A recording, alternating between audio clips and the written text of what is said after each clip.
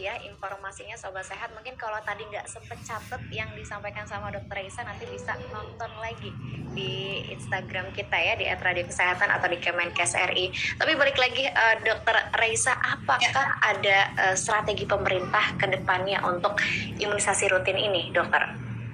Tentunya ya. Jadi Sobat Sehat, Healthiers dan para pendengar RRI dimanapun berada, mengingat betapa pentingnya imunisasi rutin ini, tentunya pemerintah melalui Kementerian Kesehatan telah menyusun 3 strategi untuk menggalakkan imunisasi rutin pada anak guna memberikan perlindungan dari penyakit yang dapat dicegah dengan imunisasi atau PD3I ini.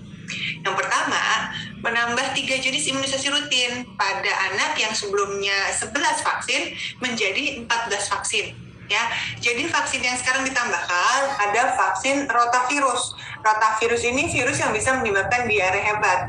Ya, kemudian vaksin PCV. Nah, PCV ini adalah untuk mencegah penyakit pneumonia yang ditargetkan untuk anak. Ya, serta vaksin HPV.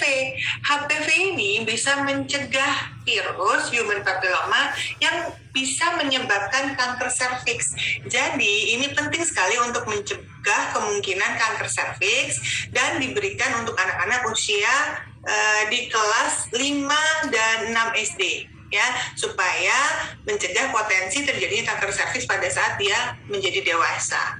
Nah, tentunya harapannya dengan adanya imunisasi ini bisa mengurangi resiko angka kematian ibu dan anak. Itu ya tadi ya yang pertama. Kemudian yang kedua ada digitalisasi data imunisasi. Ini saya senang sekali nih. Begitu saya tahu saya langsung excited banget karena digitalisasi ini penting sekali ya, karena ini Kementerian Kesehatan ini benar-benar menyiapkan satu aplikasi pencatatan imunisasi secara digital, yakni namanya adalah aplikasi Sehat Indonesiaku, singkatannya ASIK.